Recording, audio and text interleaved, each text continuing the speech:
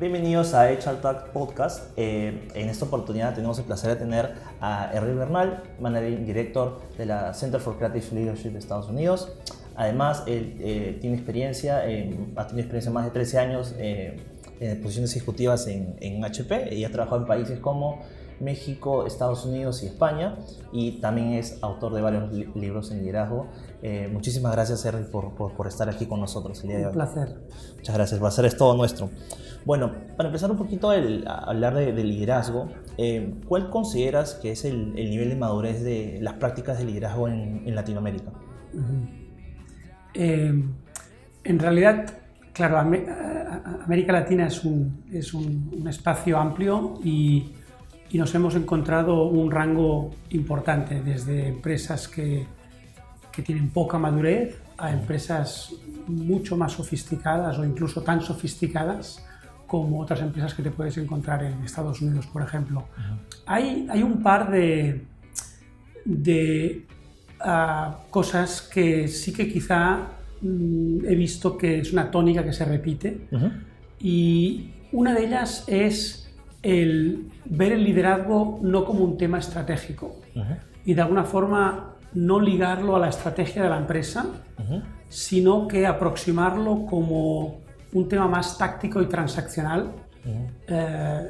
Y entonces la consecuencia se acaban montando a veces un Frankenstein de programas porque van cambiando de proveedor. También Exacto. les da sentido de que si negocian cada 2 días de programa de una competencia específica con un proveedor, van a conseguir un mejor precio. Un mejor ahorro. Sí, un ahorro puntual, ¿no? Porque intentan negociar, pues hay varias empresas y ajustan el precio, pero yo creo que pierden un poco de vista el todo y acaban no teniendo el mismo impacto, pues porque se cruzan modelos con diferentes formas de hacer, la gente no tan alineado pues a la estrategia, ¿no? y a la cultura.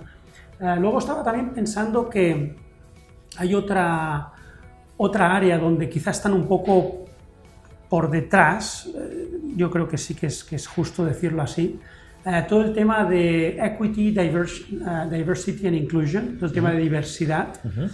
Yo creo que aquí en América Latina y en el Perú, en diferentes lugares, el tema de la mujer es un tema que sí que se empieza a hablar. Bueno, no solo se empieza, ya lleva tiempo, pero va a veces en ciclos.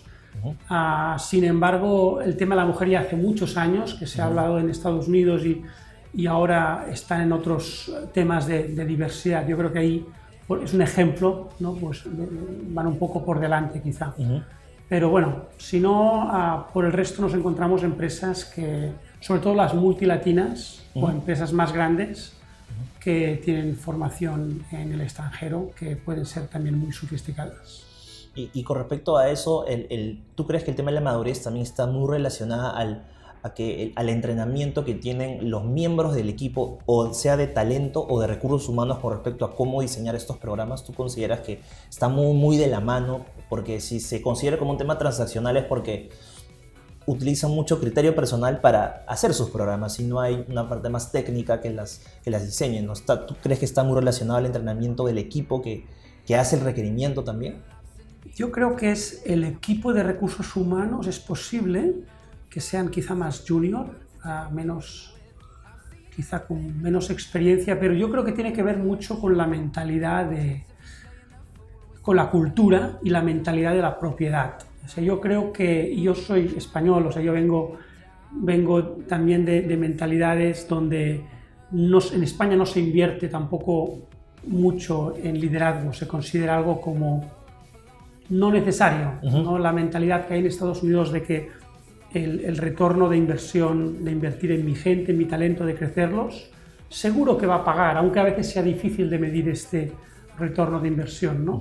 Yo creo que un poco también es la cultura del empresario de acá, que también es muy latina y muy de decir, oye, voy a enfocarme en los temas hard y los temas soft, así como liderazgo, pues aún no le veo el retorno, y yo creo que esto impregna a lo que es el Departamento de Recursos Humanos. No le daría la culpa solo al Departamento de Recursos Humanos. Está perfecto, muchísimas gracias. Y también hay un cliché con respecto a los programas de liderazgo, con respecto a que algunas personas consideran que los programas de liderazgo son para una elite dentro de la organización, como por ejemplo vicepresidentes o gerentes senior, ¿no? Cuando tal vez hay otras formas, hay liderazgo emergente, hay de hecho también para los high potentials, hay para gerentes de primera línea. Entonces, coméntanos un poquito que los programas de liderazgo no solamente tal vez son para una elite, ¿no? ¿Qué tendrías que decir con respecto a eso? Totalmente de acuerdo contigo. O sea, a ver, el liderazgo, el desarrollo del liderazgo es un camino. Y yo digo que es un camino de vida, porque los líderes, si se forman a lo largo de la vida.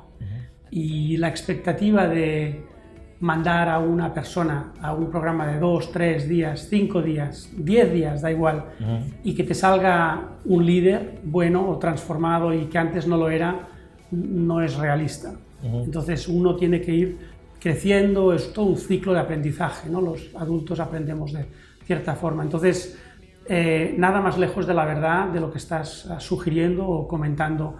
Los programas son para todos los niveles. De hecho, hay un estudio reciente de Google que hicieron sobre el rendimiento de las personas y vieron una correlación muy importante entre el onboarding de esa persona.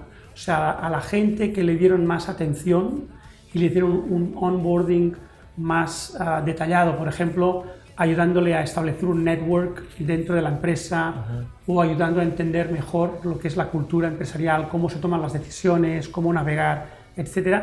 Vieron que esa persona era mucho más efectiva al cabo del tiempo. Entonces, incluso gente que acaba de llegar, pues la importancia que tiene esto. Nosotros en CCL tenemos programas para todos los niveles, ¿no? Típicamente los clasificamos en 5, que es el leading self o liderazgo, autoliderazgo de alguna forma, liderarse a uno mismo, liderando a otros, que es el primer nivel de gerente, liderando a gerentes, que es la típica función de middle manager, del medio de la organización, liderando la función, que es cuando ya estás encargado de una área, de una función, ¿no? Marketing o operaciones o lo que sea, y liderando la organización, como CEOs, etc. Y seguro que hay más, digamos, en medio, pero estos 5...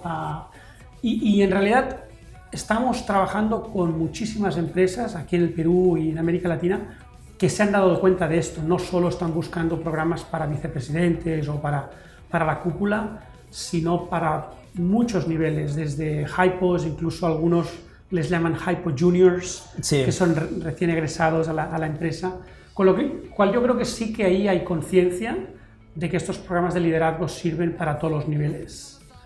Genial, qué bueno que exista que se democratice el tema de desarrollo de capacidades de liderazgo, no solamente por un tema igualitario, sino porque es realmente beneficioso cuando se pueden tener todas estas posibilidades para la organización, ¿no? Claro, y en realidad hay un libro que me leí hace años, pero que me gustó mucho, de Ram Charan, el Leadership Pipeline, ¿no? Sí.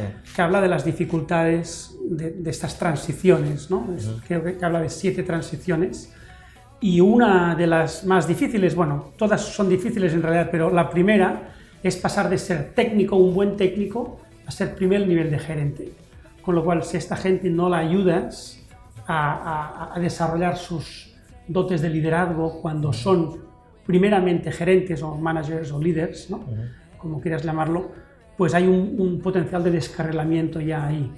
Con lo cual, estoy de acuerdo contigo que hay que democratizarlo para toda la organización. Perfecto.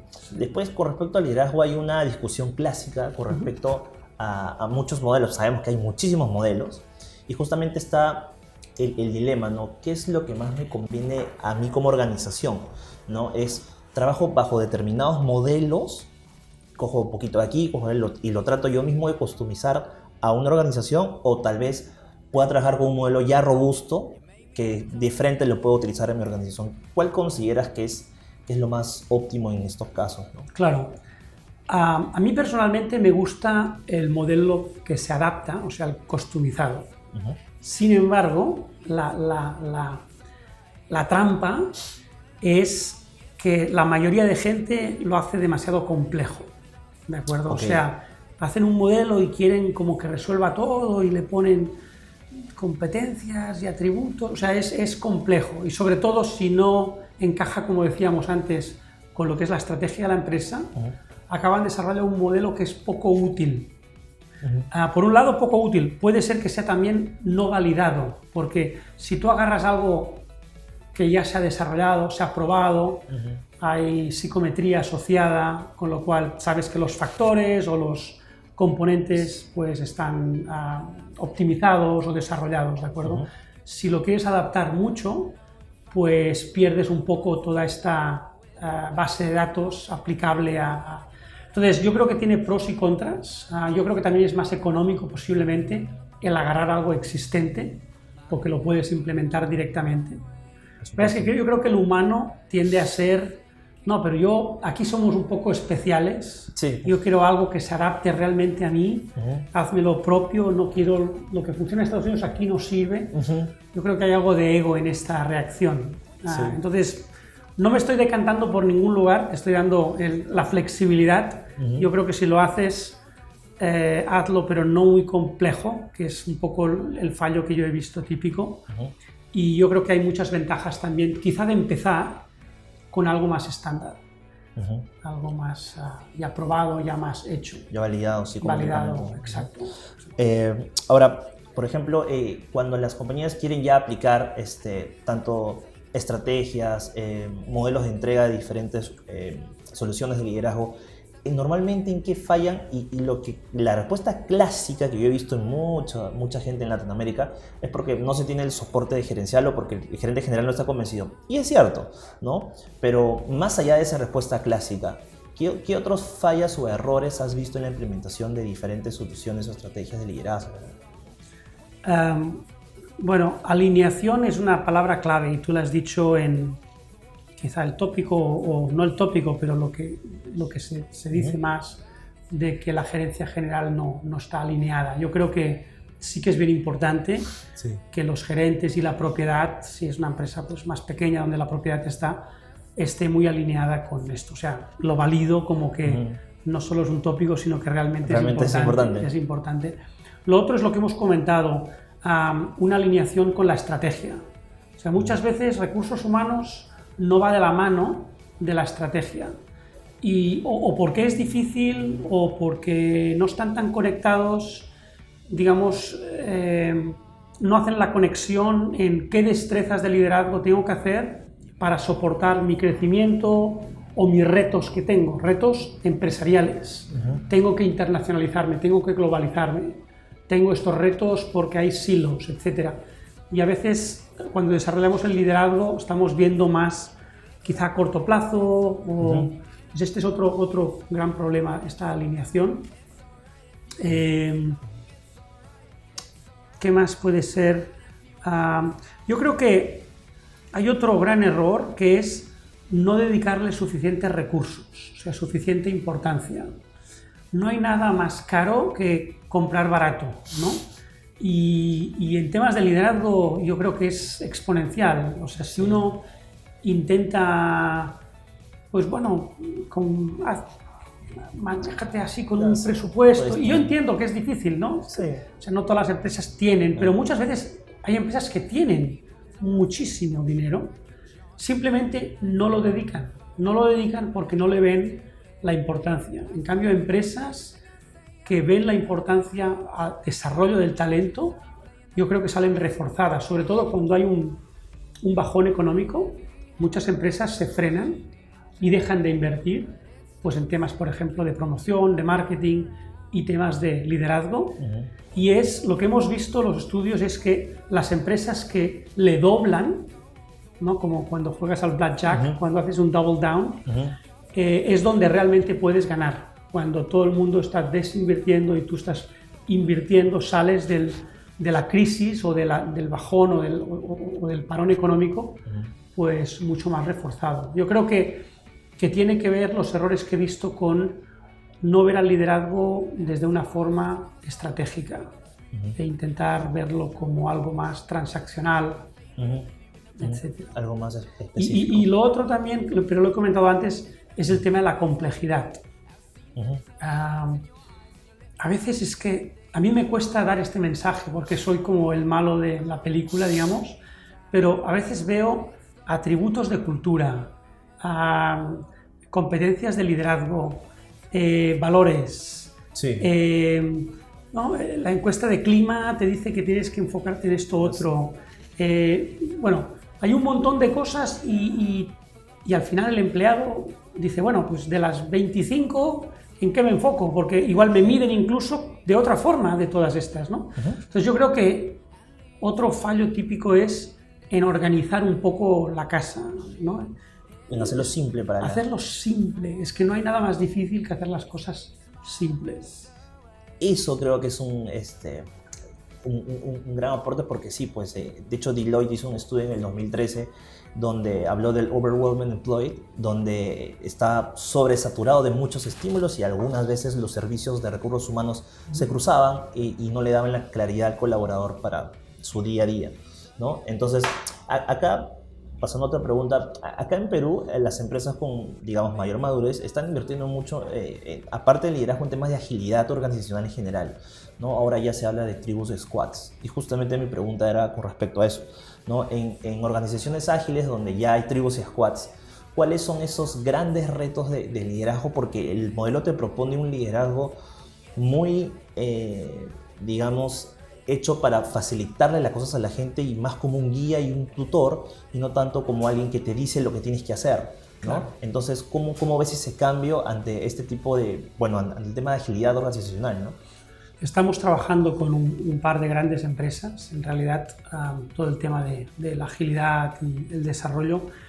Yo creo que hay que ir a los basics, ¿no? O sea, cuando tú ya estás organizado por tribus y squads y estás en un modelo mucho más plano, mucho más que llamamos nosotros interdependiente, más que dependiente. Una cultura dependiente es más de mando y ordeno, interdependiente es una cultura más de colaboración.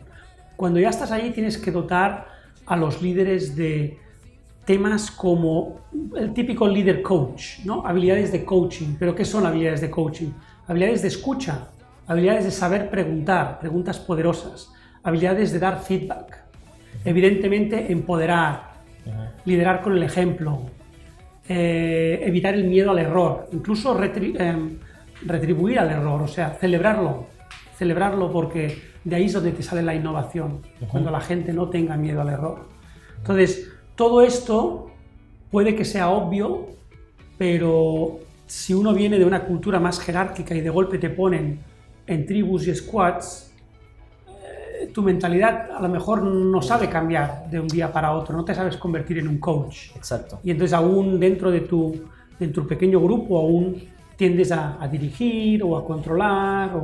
Yo creo que por eso digo que las habilidades básicas creo que son bien importantes para este tipo de culturas, ¿no? De culturas, muy bien. De hecho, a veces ha pasado acá que cuando un gerente ya forma parte digamos, del tema de agilidad y entra, digamos, a estos equipos, dice, ¿dónde está mi oficina? ¿No? Cuando el propio modelo te propone que no tengas oficina para que sea uno más del equipo, ¿no? Entonces, ese reto es bien importante, ¿no? Sí. Rompes el esquema clásico de las pomposidades que hace algunos años tenían algunos gerentes con respecto a oficinas y facilidades, ¿no?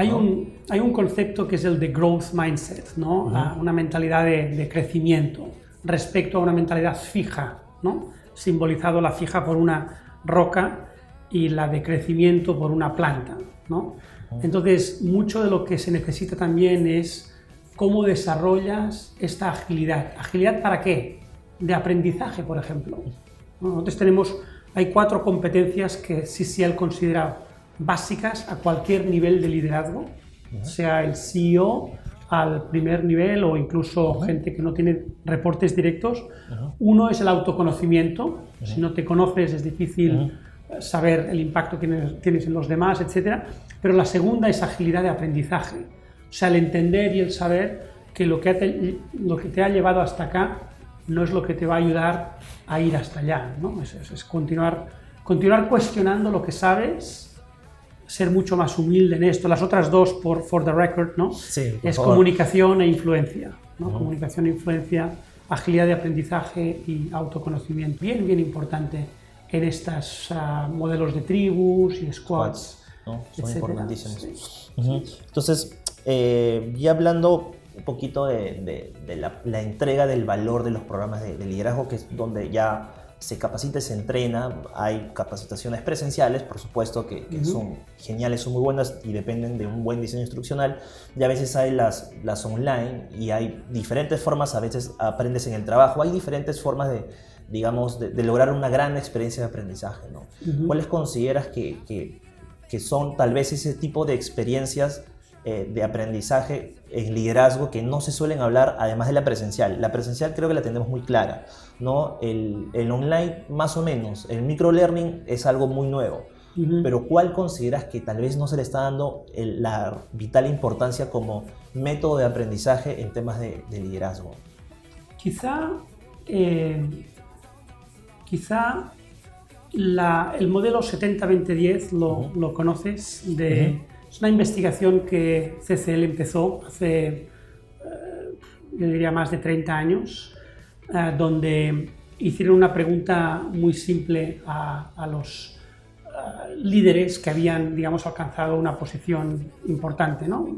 Posiciones de CEO, etcétera. Pues la pregunta era: ¿de dónde has aprendido mayormente, ¿no? ¿De dónde te viene lo que has aprendido sobre el liderazgo? ¿Dónde lo aprendiste? ¿No? Es una pregunta bien amplia, no estaba formulada exactamente así, pero básicamente era la pregunta. Y la respuesta de miles de personas, y luego a lo largo de los años se ha ido complementando este estudio, fue que el 70%, ahora explicaré 70 porque en realidad es 40 más 30, pero 70% viene de la experiencia, el 20% viene de aprender de otras personas, mentores, y el 10% viene de formación más reglada, más cursos, ¿de acuerdo? Claro, esto hace 30 años. Los cursos de antaño, de entonces, eran mucho más formales, bien estructurados. Bien, ¿no? estructurados. Yo te digo lo que yo soy el experto, soy el profesor, y tú apuntas, ¿no? Más academia o más universidad, etcétera. Ahora todos los programas, los de CCL, evidentemente, incorporan el 70 y el 20 y el 10, para que un programa pues tenga actividades dinámicas, tiene feedback, con lo cual tiene experiencias, traemos retos del trabajo al programa, con lo cual estamos incorporando también el 70, traemos mentores o el gerente, con lo cual estamos trayendo el 20, etcétera, ¿no? Pero yo creo que el 70 está aún poco trabajado en las organizaciones. Yo creo que el buscar lo que llamamos hit experiences, o sea, experiencias difíciles, hits de calor, ¿no? Pero experiencias difíciles, retantes, quizás sería mejor la palabra, ¿no? Que te reten, que te incomoden y donde tú puedas crecer. Te decía que el 70 estaba compuesto de un 40 y un 30 en la investigación original. Ahora no se diferencia y se habla del modelo del 70-20-10, pero el 40% eran lo que en inglés se llama hardships, que son golpes duros que te da la vida, ¿no? O sea, te has levantado, te has caído y... Bueno, exacto, caído, pero no físicamente, sino pues que te despiden, que pierdes a un familiar, una enfermedad, pues cosas realmente difíciles. Un divorcio puede ser también traumático para la persona, y muchos de estos ejecutivos que reflexionaban sobre su vida y decían: ¿cómo yo he aprendido? Pues igual le decían: pues yo he aprendido cuando mi esposa me dejó, bueno, suponiendo que era hombre, perdonar por mi bias. Entonces, esto era el 40% de las respuestas. El 30% eran asignaciones difíciles o retantes, un poco lo que te estoy comentando sobre el hit experiences. Yo creo que esto está poco desarrollado en las empresas, y esto se puede conseguir pues rotando puestos de trabajo, el de marketing que se vaya a operaciones, o el de finanzas. Claro, tienes que hacerlo de forma que no le des en la madre a la empresa, pero yo creo que sí se puede hacer con supervisión. Luego el mentoring y el coaching sí se hace, pero yo creo que no tanto como se podría hacer. Entonces, implementando el modelo 70-20-10 en las empresas creo que es una forma de hacer las cosas diferentes, mejores. Y otra quizá es en todo el tema del train the trainer. O sea, nosotros desarrollamos programas que muchas veces impartimos o empezamos impartiendo, pero acabamos formando a formadores internos para que tengan la flexibilidad de ellos mismos o ellas impartirlos internamente. Y sobre todo cuando esto lo quieres dar a miles de personas internamente, suponiendo que la organización es grande, pues te sale mucho más económico, ¿no? Y al hacerlo internamente que el pues, traer un proveedor externo o un consultor externo para que lo haga. Dicho esto, yo soy un gran fan de programas presenciales porque te ayudan a tener un impacto en la persona de una forma mucho más transformadora que programas en línea o microlearning journeys. O sea, está el concepto de, no sé si lo conoces, de desarrollo vertical. ¿El T-shape? Y el desarrollo organizacional, ¿no? El desarrollo organizacional hay horizontal y vertical. El horizontal es desarrollo de competencias, o sea, incorporación de un modelo nuevo para hacer algo mejor. Pero tú no cambias como persona, simplemente incorporas una herramienta más a tu bagaje, a tu mochila, ¿no? Pero el desarrollo vertical es que tú cambies tu forma de pensar, que tú te cuestiones tus valores, que cambies la actitud respecto a la diversidad, que ponía antes el ejemplo. Entonces, si no tienes un programa presencial, es difícil llegar a cambiar la persona en el fondo, ¿me explico? Totalmente, y tal vez, no sé si tenga mucho que ver o la analogía sea válida, pero es totalmente diferente escuchar, digamos, algo muy bueno por YouTube que verlo en vivo. Nunca la experiencia de un concierto en vivo, no sé si se tenga la misma analogía, ¿no? Pero verlo en vivo jamás va a superar esa experiencia que puedo ver el mismo video de transmisión en vivo por YouTube y vas a estar ahí en tu sitio. Entonces, el vivir una experiencia de liderazgo realmente te hace cuestionar y realmente te puede ayudar a, digamos, no solamente ser mejor profesional para liderar a otras personas, sino ser mejor persona. Y siempre la persona ante todo, ¿no? Claro. Entonces, tiene mucho que... Es una parte muy, muy humana, muy propia de nosotros, seres humanos que venimos del error, ¿no? Que justamente, oye, yo pensaba de esta forma, no, tal vez no es por ese camino, vamos por otro, ¿no? Llegas a ese Yahoo donde nosotros nos cuestionamos, ¿no?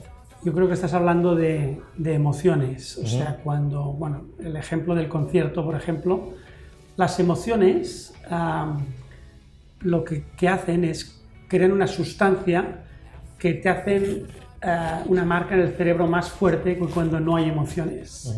Entonces, es tan simple, la forma más simple de explicarlo es esta, pero un ejemplo muy fácil de entender es la mayoría de gente se acuerda dónde estaba o quién le dijo o qué estaba haciendo cuando se enteró del ataque a las Torres Gemelas en el 9/11, ¿no? En cambio, no te acuerdas de lo que hiciste el fin de semana siguiente porque no fue trascendente, no tuvo un impacto emocional. Y como ahí hubo mucha química emocional, se hizo una marca en el cerebro que posiblemente recuerdes de por vida. Entonces, Exacto. Cuando haces un programa, si lo puedes cargar de emociones, por eso decía el Hit Experience, pues tienes más oportunidad de que esa persona se vaya con un impacto real. Y recordando ese programa o ese modelo o lo que se hizo o el aprendizaje, si no el resto de su vida durante muchos años, ¿no? Bueno, y como última pregunta, ya es una pregunta que quería hacer durante muchos años y que estaba ahí guardada durante mucho tiempo, es dentro de los equipos de recursos humanos. Yo, de hecho, trabajo en recursos humanos algún tiempo y quería hacerte esta pregunta. Se valora mucho, y en LinkedIn tenemos miles de posts donde siempre decimos que lo más importante son las habilidades blandas, las habilidades sociales, el solo, o sea, más vale, hay posts inclusive puestos como publicaciones conocidas con muchos likes donde ponen más vale ser mejor persona que conocer mucho. Sin embargo, a veces en la actualidad, no sé si está habiendo un cierto desprecio hacia el conocimiento técnico con respecto a eso. Y eso está muy vinculado a la primera pregunta que justamente te estaba haciendo, que es, a veces en Latinoamérica lo que más nos falta, justamente, nos sobra ser muy buenas personas, conectar con la gente, sabemos cómo conectar con otros, pero a veces lo que nos falta es ese conocimiento técnico con respecto a diseño de soluciones de liderazgo u otro tipo de soluciones. ¿Cuál es tu opinión con respecto a esto? ¿Crees que ahora se le está dando mucho plus a la parte de habilidades blandas o crees que estamos en la era donde hay que saber balancearlas y el hecho de que, claro, debemos ser muy buenas personas y tener buenas habilidades blandas, pero no despreciar la parte técnica, ¿no? Que también es importante y suma mucho? Yo creo que es un sí-y, o sea, no es un o. Es habilidades blandas o habilidades duras, es y. Claro. Son las dos. Pero un par de reflexiones que me vienen a la cabeza ahora que te estoy escuchando elaborar la pregunta, ¿no? La primera es, habilidades blandas no solo es ser buena persona. Yo creo que esto quizás es una forma, sí, un cliché o una forma rápida de abordarlo, de explicarlo, de resumirlo, pero en realidad yo creo que habilidades blandas es saber cuándo tienes que ser, por cambiar la palabra, más empático o más directivo. Y no es un o, lo he dicho yo ahora como o, pero es un y. Los líderes tienen que ser empáticos y directivos. Y esta es solo una polaridad. Polaridad es como una paradoja, ¿no? La gente piensa, pero ¿tengo que hacer esto o lo otro? Y son los dos, y los dos al mismo tiempo. Entonces, yo creo que no es justo definir las habilidades blandas como ser buena persona. Yo creo que habilidades blandas es saber cuándo utilizar mano derecha o cuándo utilizar mano izquierda. Esto por un lado. Por otro lado, habilidades técnicas son súper importantes. Sin embargo, dos consideraciones. Mucha gente yo he visto descarrilarse en la vida, metafóricamente hablando, porque no hay raíles, pero uno va creciendo y evolucionando en su carrera, en su profesión, y descarrilarse quiere decir pues, que de alguna forma no lo haces tan bien o no llegas a la promoción o al nivel, o incluso que te democionan o te echan, ¿no? Por ser un mal gerente, por ejemplo, y no ha sido típicamente por falta de habilidades técnicas, ha sido por falta de habilidades blandas, por no saber gestionar a la gente. Y repito, no es ser buena persona, es saber cuándo hay que ser buena persona. Es saber escuchar, sí, pero hay que ser igualmente directivo, ¿no? Por ejemplo. La otra consideración que me estaba también viniendo a la mente es en el mundo que estamos viviendo, donde todo cambia, en 5 años cambia y las tecnologías te lo cambian todo súper rápido. ¿Cuáles son las habilidades técnicas que yo me tengo que formar? En realidad es un constante entrenamiento que uno debe estarse siempre cuestionando, entrenando en diferentes lugares, sitios, personas. El conocimiento está en todos lados. Claro, ¿no? Pero yo, por ejemplo, que tengo hijos más jóvenes, teenagers, yo creo que una de las habilidades que ellos pueden aprender, de las más importantes, es la habilidad de aprender constantemente. Exacto. Y con esto lo puedes dedicar a una carrera, a un doctorado para pues, profundizar en algo y ser un experto temporal, porque después eso va a cambiar, ¿no? O lo puedes dedicar a otra cosa, pero la habilidad de cuestionarte constantemente y aprender, creo que es más importante que el que seas muy bueno en algo específico. En algo, porque el marketing pues, ha cambiado, Internet lo revolucionó todo y ahora no hay nada que sea fijo desde un punto de vista técnico. En cambio, yo creo que desde el punto de vista humano es un poco más fijo. Un buen líder con dotes de liderazgo a nivel humano, de influencia, de comunicación, de escucha, de aprender. Yo creo que esto te puede llegar un poquito más lejos. Entonces soy un poco más biased, más defensor de la habilidad blanda, pero evidentemente es un sí-y. Las técnicas son fundamentales. Sí. Muchísimas gracias. De hecho, es una gran respuesta que durante muchos años siempre la he tenido cuestionándome. Muchísimas gracias, Erwin, por esta entrevista. Y bueno, en este caso, muchas gracias por vernos. Pueden visitarnos a través de nuestros diferentes canales, tanto en Twitter, en YouTube y también en HR Talks Podcast, que también lo pueden abrir en Spotify. Muchísimas gracias por su tiempo y gracias por vernos.